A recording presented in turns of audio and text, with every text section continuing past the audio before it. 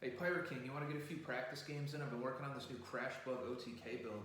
I really want to test it out. I think it's going well. Oh, for sure, man. I'll go get my stuff. What do you mean you gotta go get your stuff? Your deck is sitting right there. Alright. Going fast makes me feel alive. Dude, what the hell are you doing? We're doing a speed duel, right? No. Come on, man, just come sit down. We'll have a couple of normal games for once. We don't have to do this every time. Sure thing, man. I can do that for you. I appreciate that. It's just so much easier to practice without...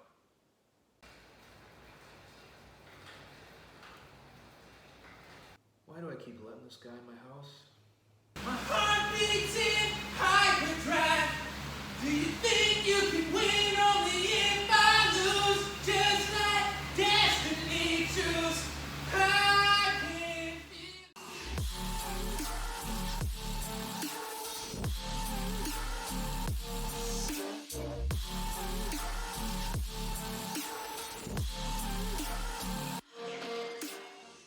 What's up, crew? Welcome back to Libertalia Game Supply. Today we're going to take a look at this Red Dragon Archfiend Jack Atlas Synchro deck that I've been working on for a little bit now. We got that new structure deck coming out next week.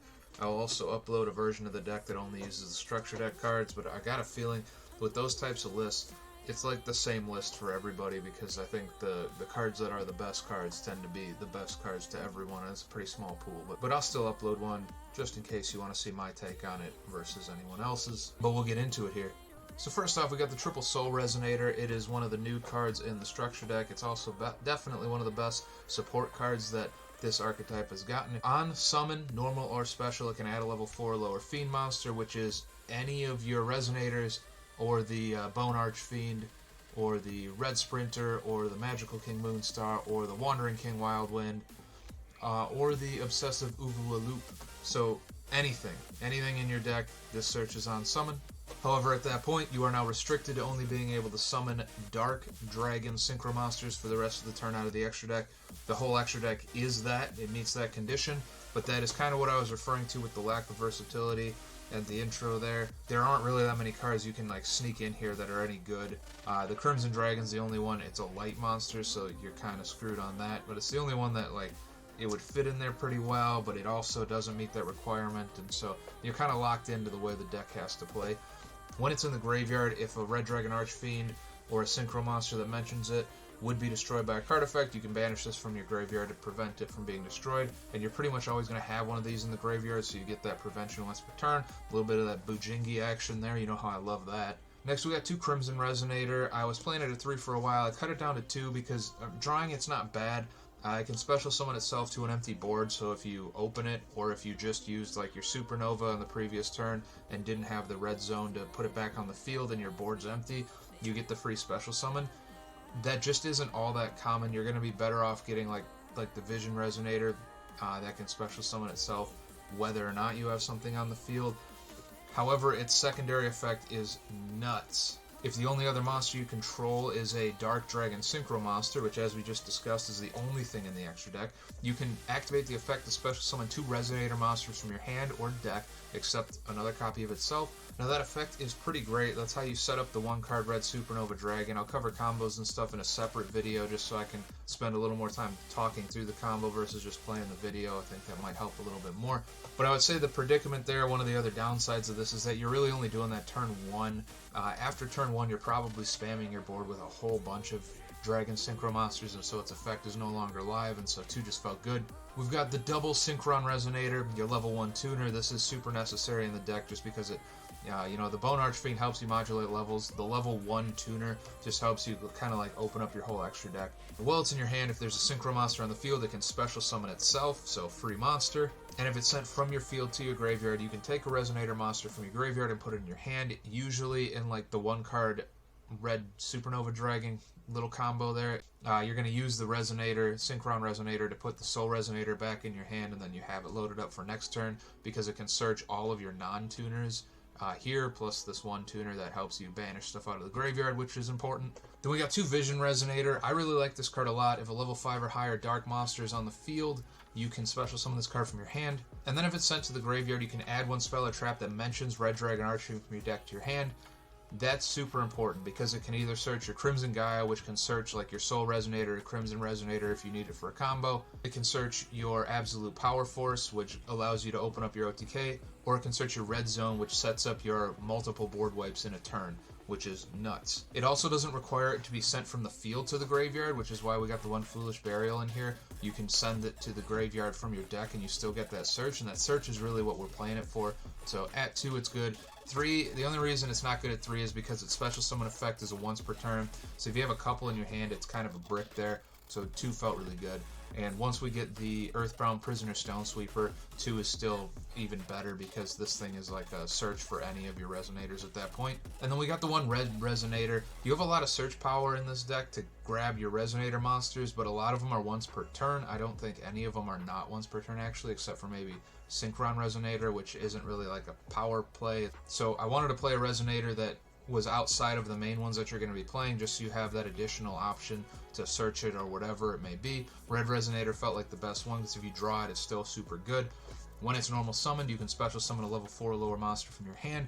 When it's special summoned, you can target a face-up monster in the field, gain life points equal to its attack. So either way, because you got like the Crimson that can special summon it, it's a level 2, so it's a fine level. Or if you just open it, normal summon it, and then special one of these guys out, you now have hopefully like your Red Rising Dragon available to you because it's a 2. These are all 4s except for the Moon King, unless you're able to use its effect to modulate the level. So Red Resonator just felt like the best one. Chain Resonator I didn't like quite as much because it requires a Synchro monster already on board, which means you're going to play your turn 1, put the Synchro on board, pass back, and then hopefully Chain Resonator does something. So Red is better than Chain for sure, and then the rest of the Resonator monsters, in my opinion, just kind of suck. For our non-tuners, we got 3 Bone Archfiend. This thing is very, very good in this deck. If this card is in your hand or graveyard, you can send 1 other card from your hand or field to the graveyard, special summon this card. Also, you can out special summon monsters from the extra turn to dark synchro monsters. You know, the same old shit. The best part of its effect here, you can target 1 face-up monster you control, send 1 Fiend Tuner from your hand or deck to the graveyard, and if you do, increase or decrease that target's monster's level by 1. So usually we're going to use this to set up our Crimson Resonator. You can use this to send the Vision Resonator in order to search some of your other spells and traps as we talked about previously. But that level modulation is super good because our levels here, we got 6s, and then we've got 8, 9, 10, and 12. And so you could be off by 1 in either direction, whatever. Bone Archfiend lets you to modulate anything on the board, up or down a level, whatever you need. And that really does get you out of jams. Like if you have, like there's no level 11 synchro in this extra deck here. And there's often times where I have the ability to make a level 11 that I don't play. And so having the Bone Archfiend to adjust that is just really great. Plus its effect to get it out of the graveyard works the same as it being in your hand, which means you have a non-tuner on the board every turn as long as you have something you can send to the graveyard for a cost. These guys tend to not be the issue. You'll be able to get these on board pretty easily. You have an overabundance of tuners. It's the non-tuners that you need to focus on. So then for the rest of our non-tuners, we've got 2 Red Sprinter. When this card is normal or special summoned while you control no other monsters, you can special summon a level 3 or lower Fiend Tuner from your hand or graveyard. So this is also good in a similar sense that if you used your red Supernova Dragon to wipe the board, it doesn't come back into the end phase of the following turn. Maybe your board's empty. This will give you some synchro plays as follow-up on your next turn. If it's turn 1, this can let you get your Red Rising Dragon, which is usually what starts all your combos. Just a good normal summon there. I was playing 1 of this and 1 of the Red Warg, I believe it was. We'll just look it up quick. Yeah, it's the Red Warg. I cut it. Its level doesn't really fit into the game plan as much. It requires you to normal summon a Resonator monster to get the special summon effect, where this is the normal summon, and then you can special summon like the rest of them. And so I just like the Red Sprinter better. And then we got the 2 copies of Magical King Moonstar. Cannot be used as synchro material except for the synchro summon of a dark synchro monster. Luckily, that's all we're playing. If you control a tuner, you can special summon this card from your hand. If this card is normal or special summoned, you can target 1 other face-up monster you control in your graveyard until the end of this turn. This card's level becomes that same as that monster's. Also, you can now special summon, except by synchro summon. This thing is definitely temporary. I stuck it in there just because it gives you additional non-tuner synchro material As soon as we know when this is coming out, these guys are getting cut, and we'll stick these two in there. This is essentially just a discard to search one of your resonator monsters, and I think that's a way better option for like opening up, hoping to put a pretty decent board on the field. This thing is not, it's suboptimal, but what can you do? This doesn't have an English or a TCG release confirmed yet at this time, so hopefully it comes quickly. Moving on, we got the triple Wandering King Wild Wind. If you control Fiend Tuner with 1500 or less attack, so all of your resonators, you can special summon this card from your hand. If summoned this way, locks you into synchro monsters from the extra deck. During your main phase, except the turn this card is sent to the graveyard, you can banish this card from your graveyard, add a Fiend Tuner with 1500 or less attack from your deck to your hand. So it is searching on a follow-up. If you use it for synchro material, it's in your graveyard. On your following turn, you can banish it to search Resonator, which are your tuners, which will set you up on the following turn to make some plays. This is also not once per turn, so I maxed it out at 3 because it's just, you could just put 3 free bodies. Worst case scenario, it's 1700 attack, so it's still a decent stat monster that you're getting for free. We've got the one obsessive Uvula Loop. I gotta say, I didn't think I was ever gonna see a deck play this card, and so I'm happy to see it. This thing is ridiculous looking. It's like a camel lady. It's also pretty important for the way this deck functions. If this card is in your hand, you can target a synchro monster you control or in your graveyard and banish it, and if you do, special summon this card. If this card is in your graveyard, you can target a synchro monster you control or in your graveyard, banish it, and if you do, add this card to your hand. Each one is once per turn. So you could send it to the graveyard for like Bone Archfiend, and then you can banish like your Red Rising Dragon, or more importantly, after turn 1, if any of these other things die, you can banish them, and then they're set up to get summoned off of Red Zone for free on whatever turn you see fit. So you can send this thing to the graveyard off of like Bone Archfiend or whatever, and then it's set up to banish a synchro out of your graveyard to put it in your hand, banish another one to put it on the field. It's a level 4 tuner, so decent within the realm of this. If you have a Red Rising, it gives you a level 10. If you don't, you can probably get to like a level 8 for your Red Dragon Archfiends, or whatever it is you're looking for. It also sets up your banish zone for Red Zone to be able to put your banished monsters back on board. So like Dispatter and Red Zone both are going to be hopefully allowing you to loop ideally your Red Supernova Dragon so that you get that board wipe twice per turn. Plus he's just a big bad beater. And so I like it a lot. It's easy to get in the graveyard. It also does a really good job of setting up your banish zone to be usable, and it's an awesome card. We got the triple Ash Blossom. It's a tuner, but I think most hand traps that anybody gives a damn about playing are tuners. The only reason that matters is because you get some attack increases on the big boys here for tuners in your graveyard. It fits into the deck really well. Moving on. Triple Res Call, searches Resonator, adds it to your hand. Triple Crimson Gaia, continue a spell during your main phase. You can add a Red Dragon Archfiend or one card that mentions it from your deck or graveyard to your hand, except another copy of itself. When your Red Dragon Archfiend declares an attack, you can change all monsters your opponent controls to face down defense position. If a monster in the field is destroyed by battle or card effect, you can special summon one Dragon Archfiend from your graveyard, and they're all once per turn. So, a lot of stuff going on there. It searches the same thing your Resonator Call would search, essentially, that Soul Resonator. So if you open any of these 6 cards, or the Small World plus something to bridge you to that Soul Resonator, you have that 1 card Red Supernova Dragon. And that effective Book of Moon everything can be super useful as far as an OTK goes, because we play the Absolute Power Force. So 1, it's searchable because it mentions Red Dragon Archfiend, means Crimson Gaia can search it, add it to your hand. If you can summon something with big attack with it, book everything, activate the Absolute Power Force here, and it doubles the damage and does piercing, so you can just obliterate life points at that point, because these guys get big. These guys get to like 5, 6, 7,000 pretty quickly. Even the smaller ones are like 3 to 4,000, 3 to 3,500. So as long as you're attacking over something with not a huge defense, you're going to do a ton of damage off of that. So all in all, very, very good card. Does a whole lot for the deck. Fits really well in here. Would definitely play it at 3.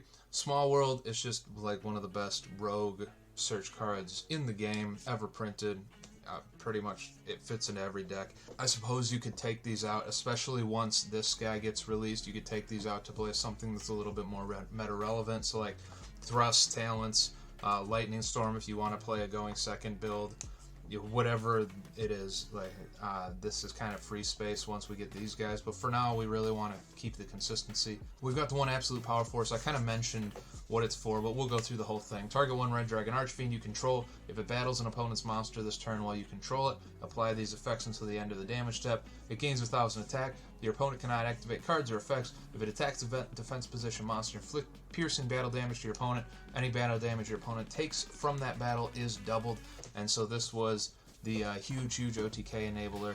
If you can put something with low defense on the board in defense mode, or even if you just attack over anything, it doubles the damage. For our 1-0s, we got the one called by, pretty standard, the one foolish, because we can make use of the vision resonator, or I suppose you could set up other stuff, like if you wanted to send that, then you have access to its effect to summon it, though that's not really the reason to play it. Once again, I could see this coming out once these come out, just to make searching whichever thing you needed a little bit easier, and then you would just fill this spell and trap lineup with a couple more like meta relevant power cards there.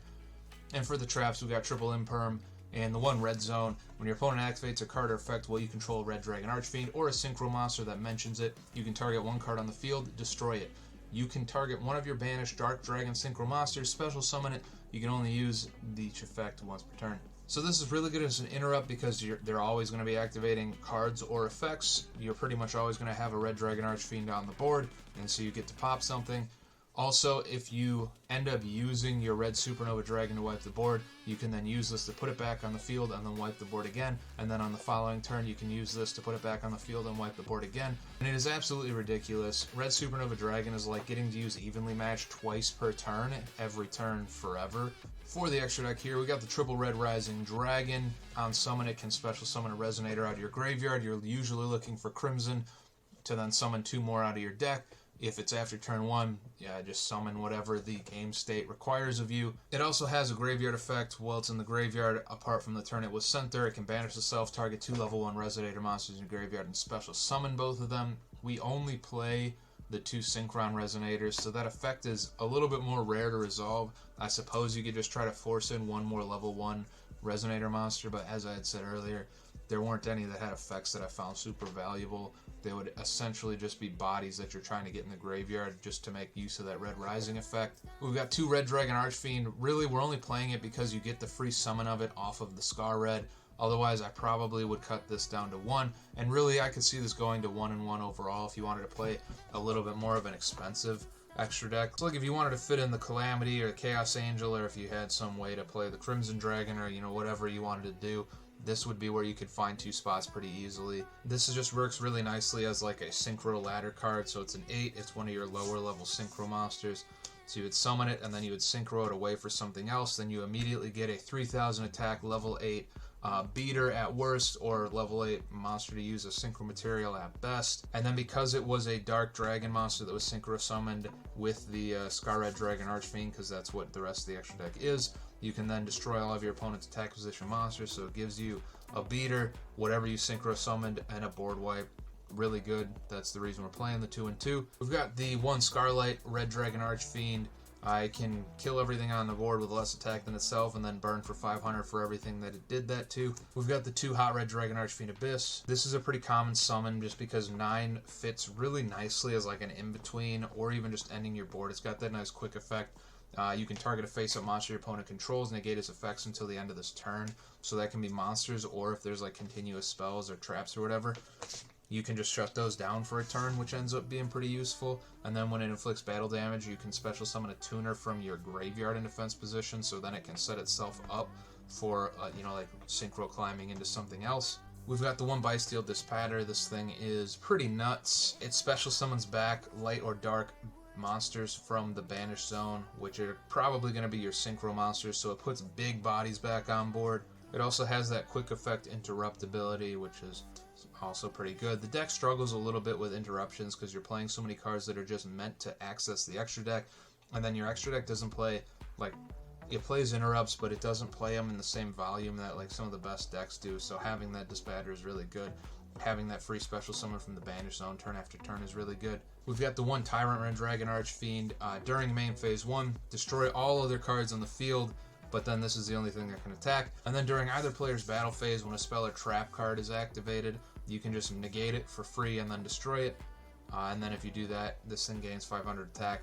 It limits you to that battle phase. I don't summon this all that often, but it is a big boy. It's got a pretty cool effect. They all kind of do a similar thing. They're mostly about just humongous board wipes, if you haven't noticed yet. We've got the one Hot Red Dragon Archfiend, Bane. You contribute a monster you control, target a Red Dragon Archfiend monster in your graveyard, and special summon it, so that gives you access to a lot of your extra deck that you're going to use to synchro climb up, and then put all those bodies and all those interrupts and all those cool effects back on the board. And then when this thing does battle damage to your opponent, you can special summon 2 tuner monsters with the same level, 1 from your deck and 1 from your graveyard in defense position. So it can set you up pretty good for follow-up plays or main phase 2 plays. It's like a better version of Abyss. We've got the one Red Nova Dragon. This kind of sucks. I'm only playing it because it just feels like it needs to be played, but you could definitely cut this and play something else. Gains 500 attack for each tuner in your graveyard, so same as the Supernova Dragon, but just not nearly as good with all the rest of the effects. Cannot be destroyed by opponent's card effects. When an opponent's monster declares an attack, you can banish this card, and if you do, negate the attack. Once per turn during the end phase, if this card was banished by its effect this turn, special summon this banished card so it puts itself back on board. Kind of whatever, like just an attack negation is ass. Also, if they're summoning something that's attacking over this with that attack boost, so it's at least 4,500 because you need 2 tuners in order to summon it in the first place, I don't know what's going on there. I don't know what they're summoning at that point. And you probably are going to lose anyway if you have to negate an attack. But like I said, you can cut it and play something else. It just felt right because it's an anime card and it's an anime deck. And then Big Daddy himself, Red Supernova Dragon, the reason we're playing the deck. So 3 tuners plus 1 non-tuner synchro monster. Crazy summon condition, but also very easy to hit.